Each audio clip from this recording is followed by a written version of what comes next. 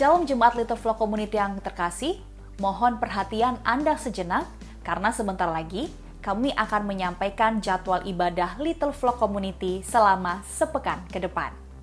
Ibadah Raya Minggu Little Flock Community akan berlangsung pada pekan depan pada tanggal 19 Februari 2023. Ibadah ini akan berlangsung pada pukul 9 pagi dan terlaksana secara on-site dengan alamat di Start Space lantai 2, Tanah Abang 2, 74A Cideng, Jakarta Pusat.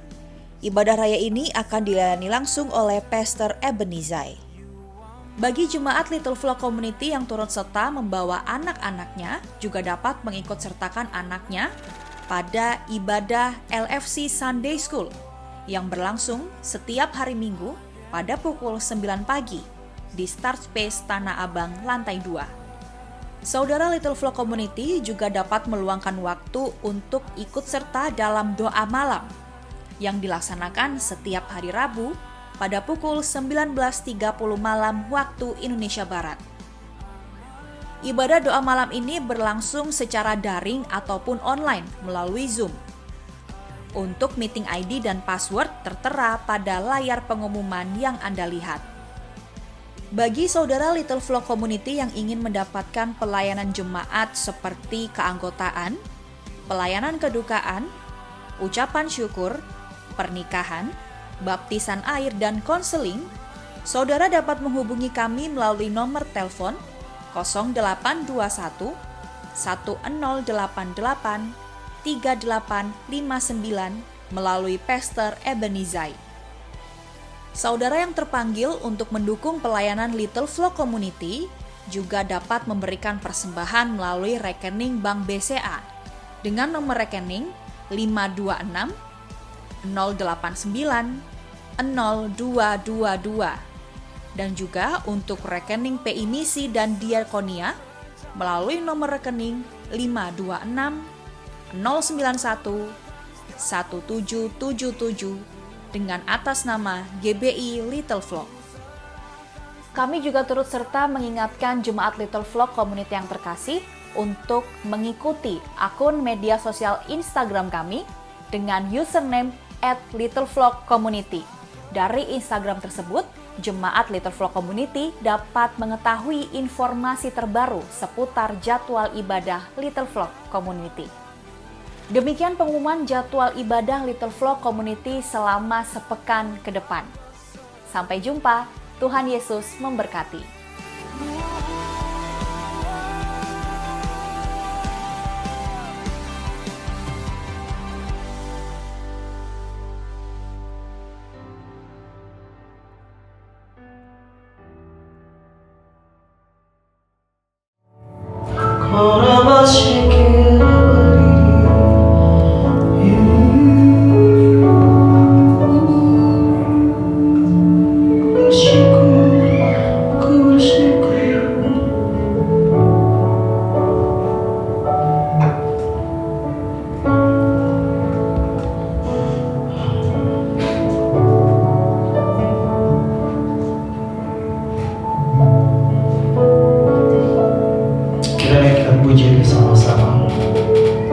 Ku mau hidup seturut kehendak-Mu, Tuhan. Ku mau memberi semua yang dapat Ku berikan. Ku mengasihi-Mu lebih dari semua, melayani-Mu di bumi di surga. Kau ajarku hidup yang sungguh berarti, seperti hidup yang Engkau jalani.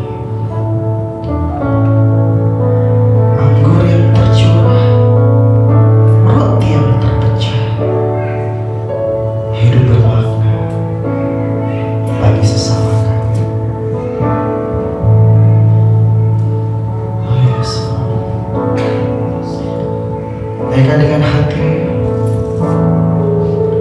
dengan cintamu kepada Tuhan.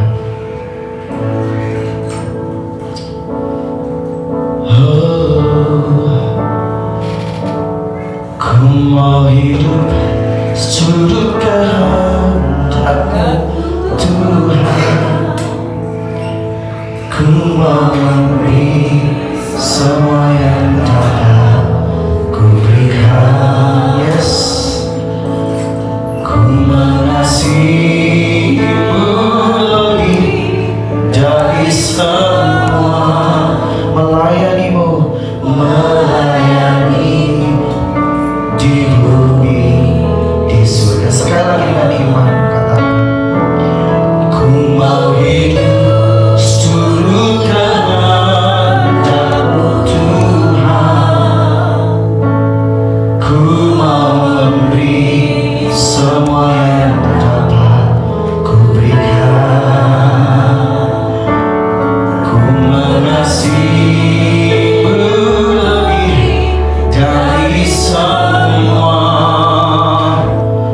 melayanimu di bumi, di surga. Kau ajari hidup,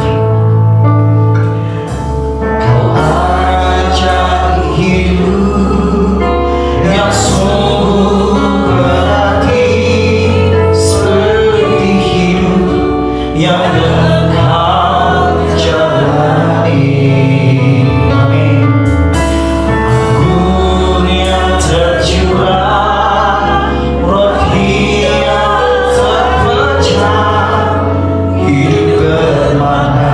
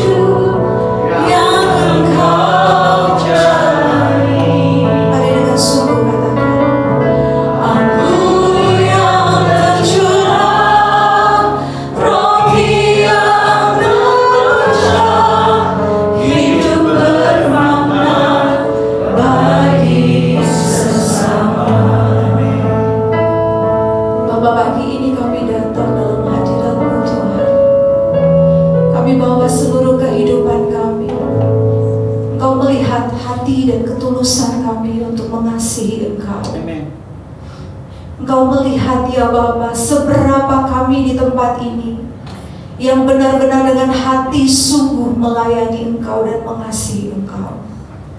Kami bersyukur untuk semua kebaikan Tuhan, untuk pengorbanan-Mu, untuk kasih-Mu yang tanpa syarat yang Tuhan beri bagi kami.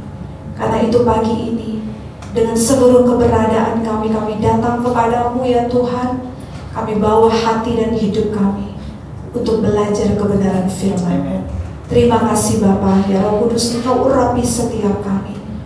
Dalam nama Yesus kami berdoa. Semua yang mengasihi Tuhan bersama katakan amin. Rai, jangan kemana-mana, nanti kamu sambil main. Shalom Bapak Ibu Saudara. Shalom. Apa kabarnya hari ini? Bisa dilewati? Amin. Ya. Terima kasih untuk tim Praise and Worship hari ini. Kasih tepuk tangan sekali. Saya gak janjian sama Kak Antes dan tim PW ya, tapi lagu sebelum firman ini benar-benar menggugah hati saya, dan kata-katanya itu memang seperti yang akan saya sampaikan hari ini untuk Bapak Ibu Saudara. Jadi memang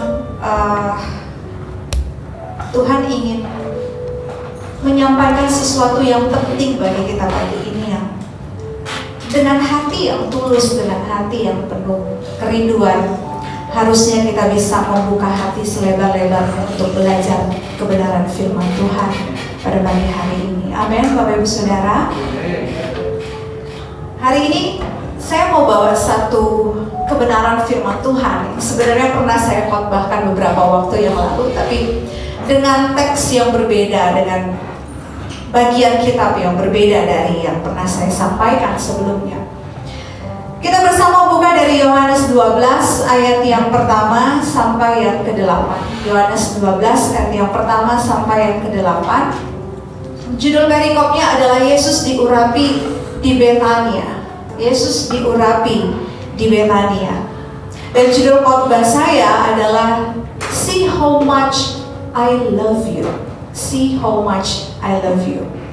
Dan ungkapan ini adalah, kalau saya flashback kembali di masa remaja saya, ini ungkapan yang sangat sering banget ya dikatakan, terutama kalau lagi hari-hari menjelang Valentine seperti sekarang ini ya. 2 hari sebelum Valentine, orang-orang pasti akan ramai dan heboh berkhotbah atau ngobrolin tentang cinta, tentang love dan sebagainya. Dan ungkapan ini saya temukan, See How Much I Love You, sebenarnya begitu besar kasih Tuhan kepada kita. Amin.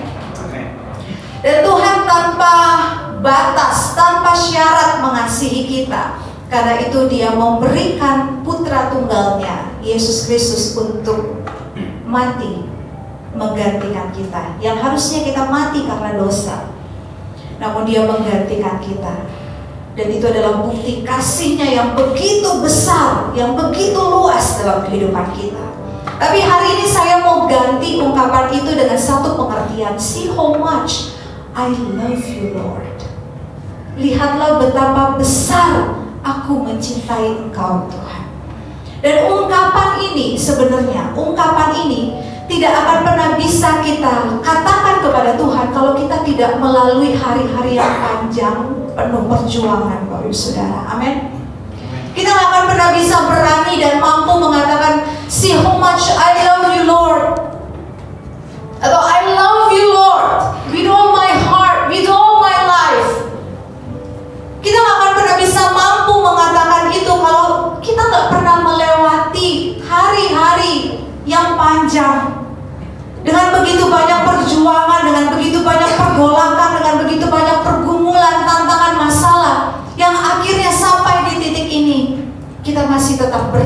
dengan iman kita dan kita berani berkata, Tuhan lihat betapa aku mengasihi Engkau. Lagu praise tadi lebih dari pemenang, lebih dari pemenang dalam segala perkara. Saya dengan begitu enjoy nyanyikan lagu tadi, lebih dari pemenang dalam segala perkara, karena ketika saya melihat hidup saya, flashback lagi ya, begitu banyak perjuangan, begitu banyak hal yang tantangan dalam pelayanan, tantangan dalam kehidupan pribadi, yang sampai di titik ini mungkin saya juga masih berjuang bersama-sama dengan Bapak Ibu Saudara. Tapi paling tidak ada beberapa hal, ada beberapa level, ada beberapa fase yang saya bisa menangkan sampai hari ini, untuk saya bisa bertahan mengikut Tuhan dan mengasihi Tuhan. Apa yang Bapak Ibu Saudara menangkan? Apa yang kita menangkan hari ini? Saya appreciate Bapak Ibu, cuaca di luar tadi hujan banget ya, hujan lebat, dingin, dan beberapa orang pasti akan lebih memilih tarik selimut lagi dan bobok lagi gitu ya. Tapi Bapak Ibu Saudara, dengan segala effort, dengan segala upaya, teman-teman PW datang dari pagi untuk latihan, dan itulah hal yang saudara menangkan pagi ini, amin. Saudara bisa menangkan hal-hal kecil itu, sampai bisa datang ke tempat ini dengan begitu banyak rintangannya, mungkin Gojek susah, Grab susah dan sebagainya, butuh uang untuk transport sampai ke tempat ini, butuh usaha rumah yang jauh dan sebagainya. Dan Bapak Ibu Saudara ada di tempat ini, Anda memenangkan level pagi ini. Kasih tepuk tangan ini. Jadi pujian tadi itu luar biasa, lebih dari pemenang, lebih dari pemenang dalam segala perkara. Dan ayat itu pun juga ditujukan kepada orang-orang yang memang mampu berjuang dan mampu bertahan sehingga dia menang, termasuk kita pagi ini. Katakan amin. Amin. Kita akan lihat dari Yohanes 12 ayat yang pertama sampai ke 8. Yesus diurapi di Betania. 6 hari sebelum Paskah, Yesus datang ke Betania, tempat tinggal Lazarus yang dibangkitkan Yesus dari antara orang mati. Di situ diadakan perjamuan untuk dia dan Marta melayani.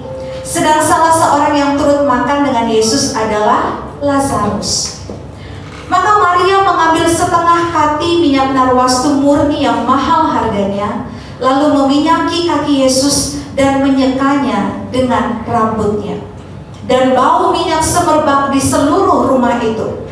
Tetapi Yudas Iskariot, seorang dari murid-murid Yesus yang akan segera menyerahkan dia, berkata, "Mengapa minyak narwastu ini tidak dijual 300 dinar dan uangnya diberikan kepada orang-orang miskin?" Hal itu dikatakannya bukan karena ia memperhatikan nasib orang-orang miskin, melainkan karena ia adalah seorang pencuri. Ia sering mengambil uang yang disimpan dalam kas yang dipegangnya. Maka kata Yesus, "Biarkanlah dia melakukan hal ini, mengingat hari penguburanku. Karena orang-orang miskin selalu ada pada kamu, tetapi aku tidak akan selalu ada pada kamu." Bapak Saudara, dari perikop ini ada 5 tokoh, betul ya? Dari narasi, dari perikop ini ada 5 tokoh, dan 3 tokoh yang sangat dominan dalam perikop ini. Ada Marta, ada Lazarus, kemudian ada Maria, ada Yesus, dan ada Yudas Iskariot. Pagi ini kita akan soroti 3 tokoh ini terlebih dahulu, Bapak Saudara ya.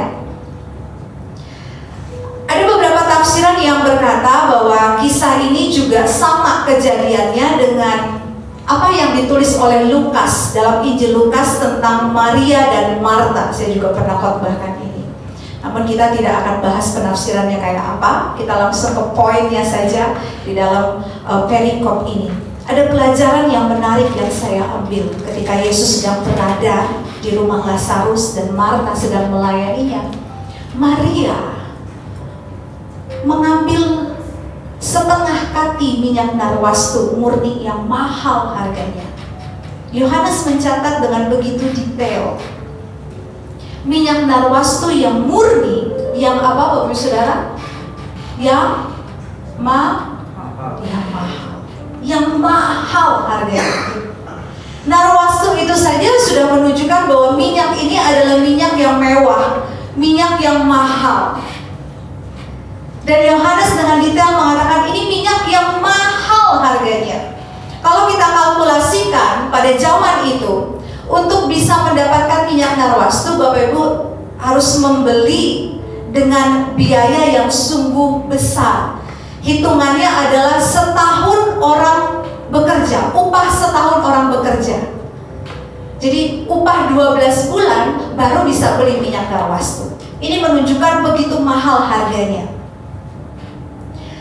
Namun yang dilakukan Maria ini menarik, Bapak Ibu Saudara. Dia nggak pernah melihat harga yang mahal itu. Dia nggak hitung-hitungan. Tetapi di ayat yang ketiga, dia meminyaki kaki Yesus dan menyekanya dengan rambutnya. Maria nggak sayang-sayang gitu sama minyak wanginya. Ibu-ibu di sini, para wanita pasti senang kalau sama wangi-wangian, betul ya? Sama parfum, minyak wangi. Ya, saya juga termasuk orang yang suka ngumpulin parfum gitu ya, wangi. Wah, saya senang sekali kalau rumah saya wangi, kalau saya wangi gitu ya, kalau suami saya wangi, orang-orang di sekitar saya wangi, saya senang banget. Saya suka dengan wangian dan sebagainya. Satu kali saya pernah dikasih satu parfum yang ya lumayan branded lah ya, harganya juga lumayan gitu. Dan Bapak Ibu Saudara tahu, ini parfum saya irit banget, saya hematin pakai.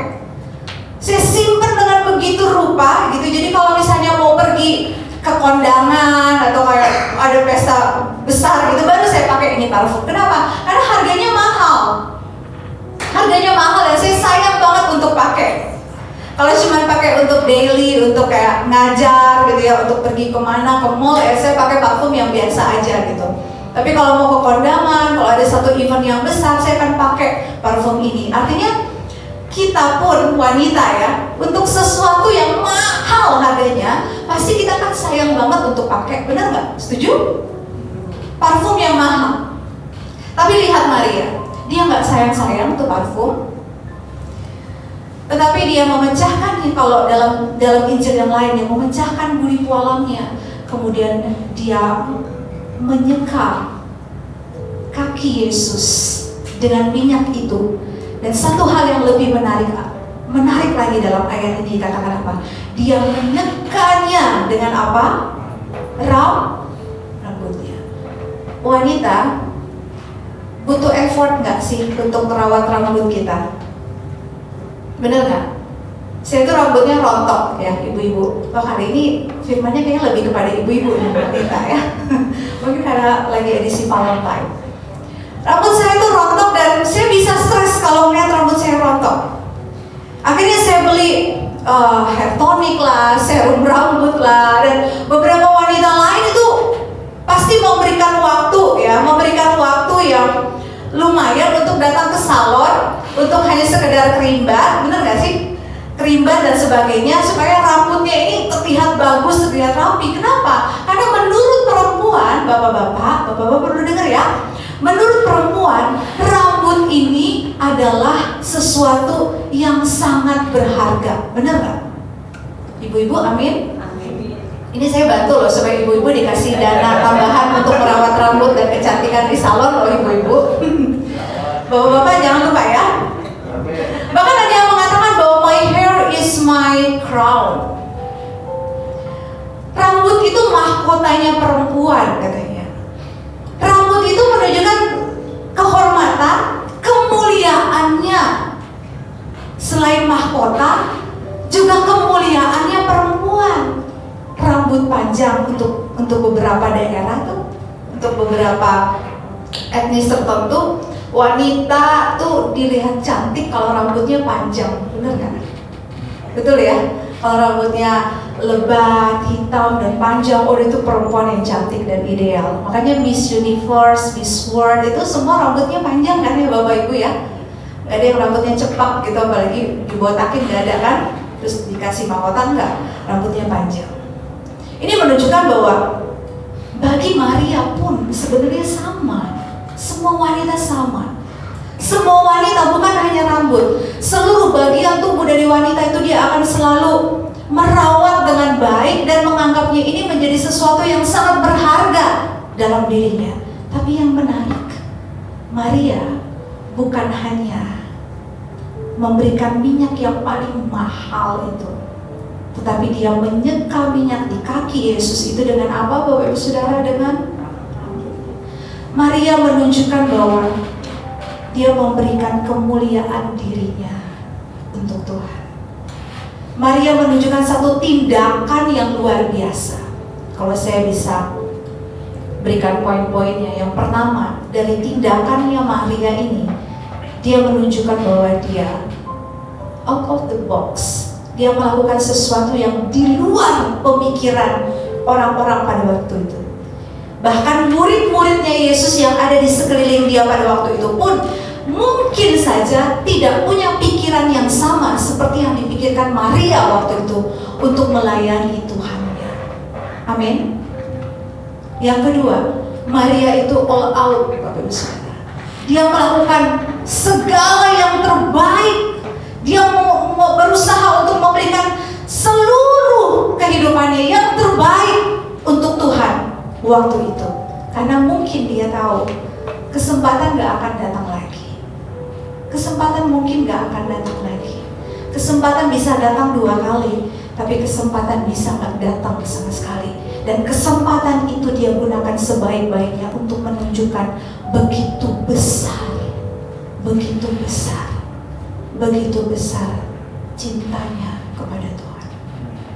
Makanya sebelum khotbah tadi saya bilang, hanya orang-orang yang dengan hari-hari yang panjang yang sudah dilewatin bersama dengan Tuhan sampai titik ini yang mampu berkata, "See how much I love you, Lord. Lihatlah betapa besar kasihku kepadamu, Tuhan." Kalau Tuhan udah lebih dahulu membuktikan cintanya yang begitu besar dalam hidup kita, harusnya dengan cara yang sama kita pun juga bisa membuktikan cinta kita kepada Tuhan. Katakan amin. Amin. Mungkin gak sesempurna apa yang Tuhan lakukan dalam hidup ini, karena kita manusia, kita terbatas dengan banyak hal, kita sederhana. Tapi dengan kemampuan kita hari ini, kita bisa menunjukkan begitu besarnya cinta kita kepada Tuhan, begitu besarnya kasih kita kepada Tuhan. Maria gak punya motif lain kok. Maria gak punya motif lain. Sampai Tuhan puji dia, itu berarti Tuhan tahu hatinya bahwa dia tulus. Yesus tahu apa yang ada di dalam hatinya Maria. Yesus tahu motifnya. Yesus tahu kalau Maria itu bukan carmuk gitu ya, cari muka, caper, cari perhatian sama Tuhan, atau lebay dan sebagainya. Enggak, Tuhan tahu, Yesus tahu Maria ini tulus dan dia gak punya motif apa-apa, dia gak punya motivasi apa-apa. Dan Maria menunjukkan satu tindakan yang luar biasa, satu perbuatan yang luar biasa. Dia gak hitung-hitungan sama Tuhan, dia gak sayang sama apa yang dia miliki, tapi dia persembahkan kepada Tuhan. Cerita ini kita gak bisa tangkap secara kita terjemahkan secara literal gitu ya. Kita bawa minyak wangi dan semua ibu-ibu minggu depan bawa minyak wangi gitu ya, datang ke gereja terus mengurapi kakinya Pak Pembalau, kan begitu juga Bapak Saudara ya, bukan begitu maksudnya ya. Tiba-tiba nanti minggu depan, karena kita pengen nunjukin besarnya cinta kita ke Tuhan, yuk kita beli minyak wangi yang paling mahal. No, bukan masalah itu Bapak Saudara, bisa mengerti ya. Bukan soal parfumnya, bukan soal uangnya, tapi apa? Hatinya. Karena hati manusia yang paling tahu apa yang ada dalam hati kita itu cuma kita dan Tuhan. Orang lain gak tahu hatinya Bapak Saudara. Suami, istri, orang yang selama ini paling dekat dengan kita, seringkali pun gak tahu, seringkali kecelek sama apa yang ada di hati kita. Karena itu Tuhan Yesus tahu. Tuhan gak lihat parfumnya, enggak. Tuhan gak lihat apapun yang Maria bawa, enggak. Tapi Tuhan tahu, ini anak, ini perempuan sangat mengasihi aku. Dan orang yang mengasihi Tuhan dengan sungguh tanpa motif apapun, itu pasti tindakannya, perbuatannya menunjukkan bahwa dia memang mengasihi Tuhan. Katakan amin. Amin. Bapak Ibu Saudara bersedia menjadi orang-orang yang mengasihi Tuhan, yang all out sama Tuhan, amin, yang memberikan segala-galanya buat Tuhan, amin. Aminnya kurang kenceng, amin. Ya, pujian tadi menarik ya. Ku mau hidup seturut kehendak-Mu Tuhan, ku mau memberi semua yang dapat ku berikan. Ku mau memberi semua yang dapat ku berikan. Amin. Ku mengasihi-Mu lebih dari semua, lebih dari harta, lebih dari uang, lebih dari rumah, lebih dari mobil, lebih dari pasangan kita, lebih dari anak-anak kita. Katakan amin. Lebih dari nama baik kita, lebih dari popularitas kita, lebih dari gereja ini, lebih dari pelayanan ini. Kita mengasihi Tuhan lebih dari semua yang fana ini, dari semua yang nanti kalau kita dipanggil Tuhan semuanya gak ngikut. Amin. Cuman antara kita dan Tuhan. Melayani-Mu di bumi, di surga. Maria tahu kalau dia pengen melayani Tuhan di surga, dia harus memberi hidupnya untuk melayani Tuhan di bumi. Amin. Saya suka dengan ungkapan bahwa kalau kita gak akan pernah bisa jadi penghuni surga kalau kita gak cinta sama pemiliknya. Boleh katakan amin? Kita gak akan bakal bisa jadi penghuni kekekalan surga kalau kita gak belajar mencintai pemiliknya hari ini. Kita gak akan pernah bisa melayani Tuhan di kekekalan kalau hari ini kita masih mempertahankan hal-hal yang fana itu dari diri kita. Kita gak mau melayani Tuhan di bumi. Orang yang akan melayani Tuhan di surga, di kekekalan, langit baru, bumi baru, apalah itu yang bisa kita sebut tentang kekekalan, dia gak akan pernah bisa melayani Tuhan di sana kalau hari ini dia gak belajar untuk melayani di bumi. Melayani itu bukan sekedar Bapak Ibu Saudara jadi singers, worship leader, main musik, asyar, khotbah dan sebagainya. Melayani Tuhan itu adalah ketika kita bisa dekat dengan Tuhan, kita mengerti apa yang jadi kehendak Tuhan, apa yang jadi perasaan Tuhan. Kita melayani perasaannya Tuhan, kita melayani Tuhan dalam kehendaknya. Ibu rumah tangga bisa melayani Tuhan. Katakan amin. Amin. Bapak Ibu yang kerja sekuler, karyawan biasa, kita semua bisa melayani Tuhan. Sama seperti Maria, dia memberikan seluruh kehidupannya dan dia sudah menunjukkan dia melayani Tuhan dan begitu besar kasihnya kepada Tuhan.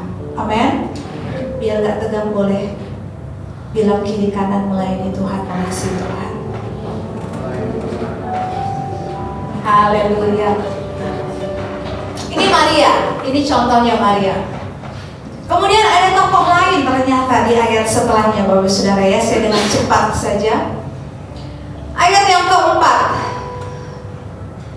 Tetapi siapa? Yudas Iskariot, seorang dari murid-murid Yesus yang akan segera menyerahkan dia. Wow, ini Yohanes memberikan penjelasan yang menarik ya, detail, Yohanes itu detail, dia berikan penjelasan. Tetapi apa? Yudas Iskariot. Kalau kita lihat di Injil yang lain, Bapak Saudara, murid-muridnya itu tidak disebutkan siapa. Tetapi dalam Yohanes dia menyebutkan murid ini, yaitu Yudas Iskariot, seorang dari murid-murid Yesus. Dikasih keterangan biar kita lebih jelas lagi. Yang apa? Yang akan segera menyerahkan dia, yang akan mengkhianati Yesus maksudnya. Yudas Iskariot berkata, mengapa minyak tarwasu ini tidak dijual 300 dinar? Dikasih lengkap lagi loh jumlahnya. Ini emang benar-benar detail sekali ya, benar-benar lengkap. 300 dinar dan uangnya diberikan kepada orang-orang miskin. Bapak Ibu, kelihatannya sosial banget ya. Amin. Kelihatannya bagus sekali gitu ya. wah ini hatinya mulia, dia perhatikan orang miskin loh. Kelihatannya seperti itu. Tapi ingat saya bilang apa tadi? Yesus tahu apa yang ada dalam hati masing-masing orang. Amin. Yesus tahu apa yang jadi motifnya Maria. Dan Yesus tahu, sangat tahu apa tujuannya Yudas Iskariot. Setuju? Yesus tahu apa yang jadi tujuan, apa yang jadi motifnya si Yudas ini. Kelihatannya kalau kita lihat mah sosial banget, hatinya mulia, dia mikirin orang-orang kecil, dia mikirin orang-orang miskin. Tapi Yohanes berkata, sama seperti apa yang Yesus pikirkan, ayat yang ke-6. Hal itu dikatakannya bukan karena ia memperhatikan nasib orang-orang miskin. Jelas banget Bapak Saudara ya. Melainkan karena apa? Karena ia adalah seorang pencuri. Ia sering mengambil uang yang disimpan dalam kas yang dipegangnya. Ini cukup membuat satu pelajaran kepada kita bahwa Tuhan Yesus itu tahu. Yesus tahu apa yang ada dalam hati kita masing-masing, motivasi kita masing-masing. Yesus tahu. Nggak semua hal yang dianggap sosial, ya, dianggap baik, itu semua berkenan di hadapan Tuhan. Kalau ini tolong digarisbawahi, motifnya itu bukan untuk Tuhan. Amin. Pelayanan bisa berjalan, gereja bisa berjalan, Bapak Saudara. Itu bisa seperti biasanya gitu ya. Ibadah terus berjalan, pelayanan terus berjalan. Itu bisa berjalan dengan biasa, tanpa hati yang dengan sungguh mengasihi Tuhan. Itu bisa terjadi. Dengan bahasa yang sederhana, kita bisa khotbah tanpa hati kita mengasihi Tuhan. Itu bisa terjadi.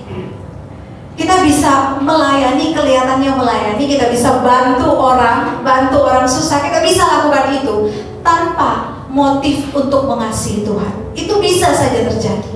Bisa saja terjadi. Dan Tuhan tahu apa motif kita. Tuhan tahu apa motif kita. Mungkin kita datang ke gereja dan kita nggak punya uang yang banyak untuk kita bisa bantu pelayanan Tuhan. Tetapi kita punya hati yang tulus. Motivasi kita itu benar. Yang penting, ya aku melakukan apa yang Tuhan mau. Kehendak Tuhan itu sudah sangat bernilai dan sangat berharga di mata Tuhan. Katakan amin. Saya akan skip ayat selanjutnya Bapak Saudara, tapi poinnya ada di sini. Kalau Maria itu all out kepada Tuhan, kita bisa lihat perbandingannya. Yudas, dia mikirin dirinya sendiri. Kalau Maria memikirkan orang lain, tapi Yudas mikirin dirinya sendiri. Firman udah jelas berkata, hal itu dikatakannya bukan karena ia mikirin nasib orang-orang miskin. Sampai di sini kita bisa memperluas pemikiran kita Bapak Saudara ya. Kalau misalnya Maria melakukan apa yang Yudas lakukan, dia jual, hasilnya 300 dinar, kemudian diberikan kepada orang miskin melalui Yudas Iskariot sebagai seorang bendahara. Apa yang akan terjadi Bapak Saudara? Dikorupsi uangnya. As simple as that. Sesederhana itu. Tapi Tuhan tahu motifnya. Yang keliru dari Yudas Iskariot ini adalah dia itu bersikap manipulatif. Manipulatif itu menyalahkan orang lain. Dia menyalahkan Maria. Dia berpikir bahwa dirinya lebih hebat, lebih tahu, lebih sosial, lebih mulia hatinya dibandingkan Maria. Dia bersikap manipulatif. Dan hal yang kedua, Yudas lancang sekali. Ada Yesus loh di situ. Ada Yesus yang adalah leader di situ. Ada Yesus pemimpinnya di situ. Tapi dia bisa lancang loh. Nasehatin Maria. Dia tahu bahwa Maria ini sedang melakukan yang terbaik untuk pemimpinnya.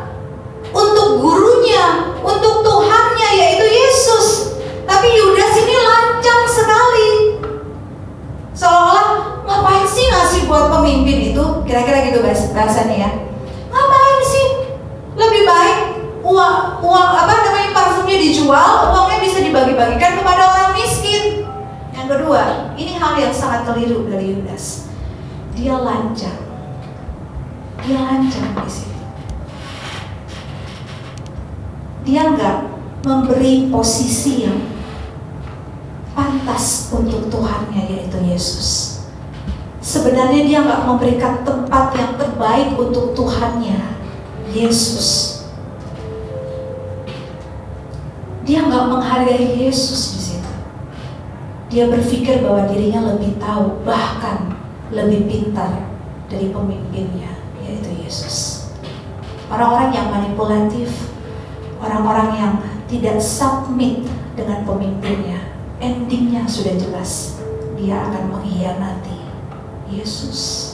Ini pelajaran yang sangat luar biasa. Ketika saya baca ini, Bapak Saudara, saya renungkan ini dengan begitu hati-hati. Saya melihat gambaran yang jelas. Enggak kebetulan Yohanes memberikan satu gambaran yang detail tentang tokoh ini, Maria yang memberikan segala-galanya untuk Tuhan, dan Yudas Iskariot yang sebenarnya mikirin diri sendiri, tapi dia bersifat manipulatif, dia bersikap manipulatif, dia menyalahkan orang lain, terlihat benar, terlihat mulia, tapi sebenarnya Tuhan tahu apa yang menjadi isi hatinya. Dan akhir hidupnya terbukti, Yudas mengkhianati Yesus. Ada dua pilihan Bapak Saudara hari ini. Kita mau seperti Maria yang memberikan segala-galanya untuk Tuhan tanpa hitung-hitung, atau kita mau jadi Yudas Iskariot yang mengkhianati cinta Tuhan yang besar itu. Kita mau jadi Maria yang meskipun Yudas ngomongin itu, ngomentarin buruk ya, komentarin buruk. Dan mungkin hari-hari ini Bapak Saudara, kita sedang menghadapi hal-hal yang sama. Ketika kita rajin, kita melayani Tuhan, kita sungguh-sungguh pengen cari Tuhan, dan kemudian kita dengar komentar-komentar yang buruk dari orang lain. Sok suci lah, sok rajin lah pelayanan. Pelayanan apaan? Pelayanan gua tahu hidupnya dulu, gua tahu masa lalu dia. Pelayanan sekarang sok suci lah dan sebagainya. Komentar-komentar yang buruk itu akan terus ada ketika kita mengiringi Tuhan. Setuju? Tapi lihat Maria, dia tetap memberikan yang terbaik untuk Tuhan. Seluruhnya dia berikan untuk Tuhan. Dan lihat contoh yang lain, yaitu Yudas Iskariot. Endingnya sudah jelas Bapak Saudara. Dia mengkhianati Tuhan, dia mengkhianati Yesus. Sekali lagi, life is choice. Hidup itu pilihan. Hari ini pun kita diajak Tuhan untuk memilih. Mau jadi Maria yang menunjukkan betapa besar kita mengasihi Tuhan, atau mau jadi Yudas Iskariot yang akhirnya mengkhianati cintanya Tuhan, yang mengkhianati kasihnya Tuhan. Gelagat-gelagatnya udah jelas Bapak Ibu. Gelagatnya Yudas tuh udah jelas. Sebelum dia mengkhianati Yesus, dia melakukan hal ini terlebih dahulu. Dia gak submit kepada Yesus. Dia gak menempatkan Yesus di posisi yang seharusnya. Emang kenapa sih kalau ada orang yang datang kepada Yesus memberikan persembahan gitu ya, memberikan persembahan dan menunjukkan rasa cintanya yang besar kepada Yesus waktu itu, emang kenapa? So what? Kenapa Yudas kamu mesti protes? Kira-kira gitu bahasanya. Yudas, kenapa mesti kamu memprotes itu? Kenapa pikiran seperti Maria gak ada dalam pikiran kamu? Kenapa bukan kamu yang melakukan itu? Dan kenapa mesti kamu protes? Sudah terlihat jelas bahwa nanti di endingnya dia akan mengkhianati Yesus. Makanya firman Tuhan berkata, di akhir zaman itu Bapak Saudara, yang baik akan semakin baik, yang benar akan semakin benar, dan yang jahat akan semakin jahat. Orang gak akan pernah bisa tiba-tiba baik, tiba-tiba benar, tiba-tiba kudus, dan tidak bercela kan? Dan orang gak bisa tiba-tiba jahat. kalau nggak dimulai dari setiap hari-hari yang dia lalui. Keputusan-keputusan apa yang dia berikan untuk tetap hidup dalam kebenarankah, untuk mengasihi Tuhankah, atau dia melakukan kejahatan yang melukai hati Tuhan. Ada dua pilihan Bapak Saudara, mau pilih yang mana? Mau pilih warna pink atau hitam? Enggak ya? Mau pilih Maria atau pilih Yudas Iskariot? Coba bilang kiri kanan, dicolek dulu, mau pilih yang mana deh? Ini tidak mewakili gender ya. Bukan berarti laki-laki akan jadi pengkhianat, oh enggak. Bukan berarti Maria karena dia perempuan dia baik hati, enggak begitu Bapak Saudara ya. Tapi tolong, ini menjadi satu pilihan dan kemudian hari ini kita pulang, kita punya satu tekad yang baru. Kita akan menunjukkan, Tuhan, aku ingin menunjukkan kepada Engkau mulai hari ini betapa besar aku mengasihi Engkau. Lebih dari komentar buruk orang lain, apapun itu. Lebih dari fitnah orang lain, apapun itu, gak apa-apa Tuhan, gak masalah. Yang penting aku ingin menunjukkan betapa besar kasihku kepada Tuhan. Waktu kita ngomong gitu, gak usah khawatir Bapak. Roh Kudus dengar, Roh Kudus tahu, Roh Kudus akan tuntun dan pegang tangan kita. Katakan amin. Sampai akhir menutup mata, Dia akan bersama-sama dengan kita. Amin. Boleh bangkit berdiri bersama. Saya nyanyikan lagu yang sampai akhir menutup mata. Dari G. Seperti wanita mengurapiku, menangis di bawah kakimu. Demikianlah hidupku mau mengasihimu, Yesus Engkau baik bagiku. Sampai akhir ku menutup mata. Sampai akhir ku menutup mata, ku tetap setia menanti janjimu. Sampai ku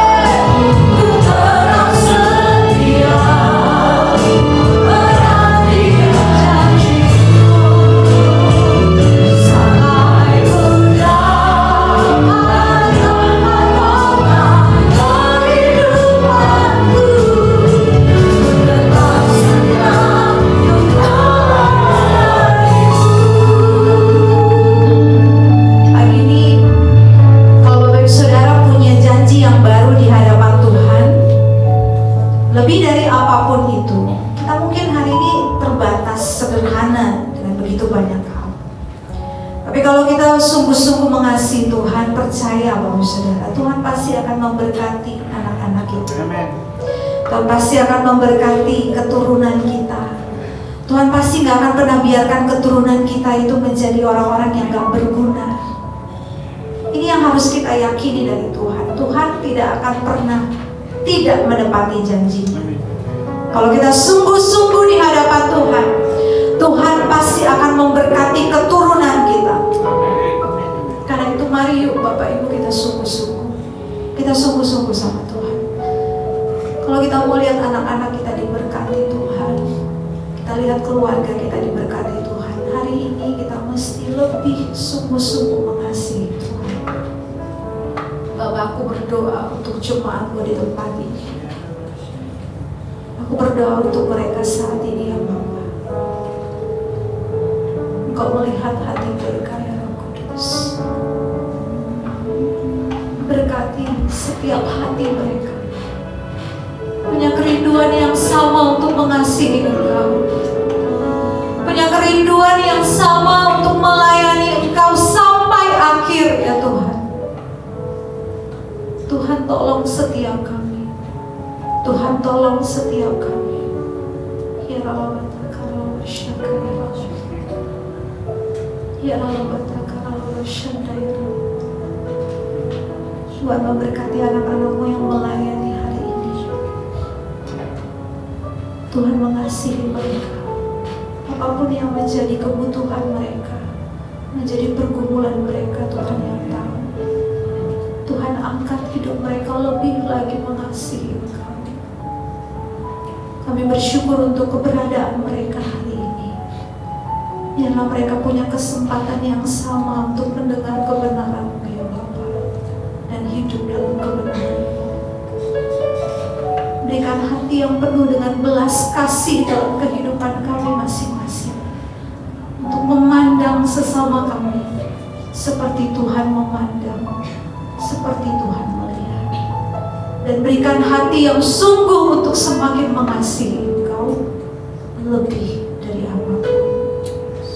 Mari sambil mengangkat kedua tangan, kita bersama naikkan pujian ini dengan sungguh hati di hadapan-Nya sampai akhir kepada Tuhan. Sampai akhir ku menuntut marah, ku tetap setia menanti janji-Mu. Sampai ku tak akan mahkota dari hidupku, tetap setia melayani-Mu dengan setia, tetap setia melayani-Mu, tetap setia melayani-Mu.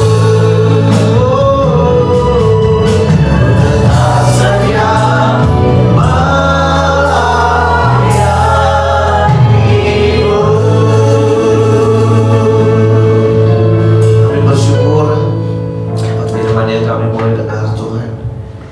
Biarlah kami boleh memiliki hati seperti Maria, menyerahkan dan melakukan yang terbaik buat Tuhan. Sekali lagi Tuhan, biarlah Roh Kudus menolong setiap kami, memampukan kami untuk kami boleh menjadi para pelaku kebenaran. Memberkati hamba-Mu Tuhan, Ibu Pendeta Pusparani Tuhan, terus pakai menjadi alat-Mu di dalam pelayanannya, dalam kehidupannya. Tuhan terus memakai dia menjadi alat yang luar biasa, menjadi berkat bagi banyak orang. Terima kasih Bapa, dalam nama Yesus kami berdoa.